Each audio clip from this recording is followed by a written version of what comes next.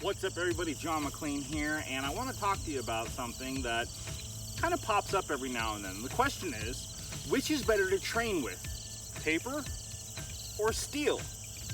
Now the simple answer is that you need both, but let me explain how you can use each to work on whatever it is that you specifically need to work on.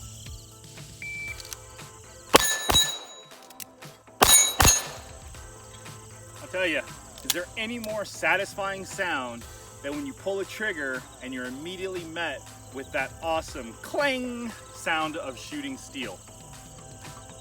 The plus side is that you definitely know when you've hit your target or when you haven't. And the fact is, what you can do is you can work on calling your shots.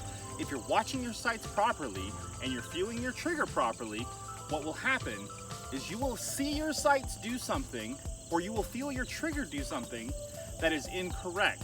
And if you immediately do not hear the ting, you can then work on processing the information that you've seen and understanding what's acceptable and what was too much of a mistake.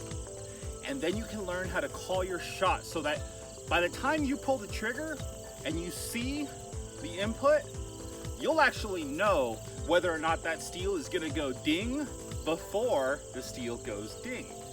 So by working with steel, what it helps encourage is for you to be able to call your shots to determine, yes, that was a good shot, that's gonna be a hit, or right away saying that was a terrible shot and I need to send another one because it's not gonna hit the target.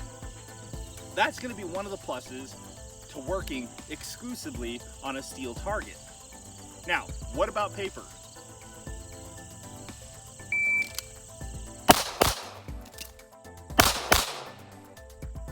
So one of the plus sides to training on paper targets exclusively that I find is that you really have to be confident in your shot calling abilities, because you don't get the instant gratification or notification of whether or not you made the shot happen.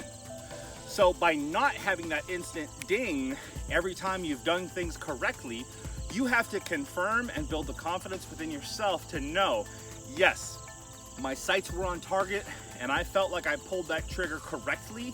I should have all alphas downrange, or I should have all of my hits downrange. So while you might feel like it can be detrimental to your confidence because I saw my sights, I felt my trigger, why don't I have the hits downrange? That can be a very frustrating feeling. But the fact of the matter is, it's good to be able to expose those weaknesses, because if you don't know what your weaknesses are, then you can't improve. You have to know what those weaknesses are.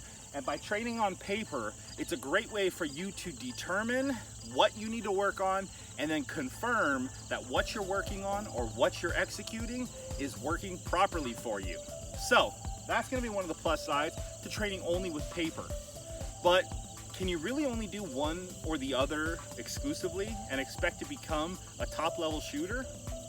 I don't think so. Let me explain why.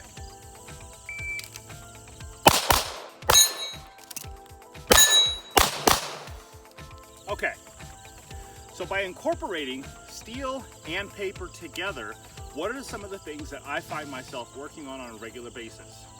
The first thing is to combine the lessons that I learned from shooting both of them individually, such as the importance of making sure I track my sights properly and I have a good solid trigger squeeze. But what you can change is the mental game, because now you're trying to have to shift between the waiting for an audible response versus confirming your sights, your trigger pull, and knowing you made a good shot. Well, you have to kind of morph those two together. The other thing that it makes you focus on when you're training with both are things like understanding your cadence, understanding the importance of a single shot hit on a piece of steel, or the importance of being able to do a fast, some sort of motor skill, whether or not it's a reload, whether or not it's a malfunction clearance, whether or not it's a draw from the holster. To be able to do that quickly and efficiently and then calm down enough to ensure that you get that first round hit on steel is something that a lot of us, I think, need to work on. I know personally, I would always make the problem of coming up onto a steel target, knowing that I had a close paper that I could shoot really fast, and instead of confirming that I had a good sight picture and I pulled the trigger correctly on the steel, my brain is already telling me that I should be getting on the paper target. And so what I ended up doing was pulling my gun away from the steel target before I fully committed to breaking that shot to try and go fast on the paper. And a couple things happened. One is I missed the steel, so now I have to transition back to it. Two, because I don't hear that instant gratification, I really rush my shots on this close paper, and what should be an easy 2 alpha ends up as an Alpha Charlie, 2 Charlie, Alpha Delta, anything but the 2 alpha that I was planning on going for originally.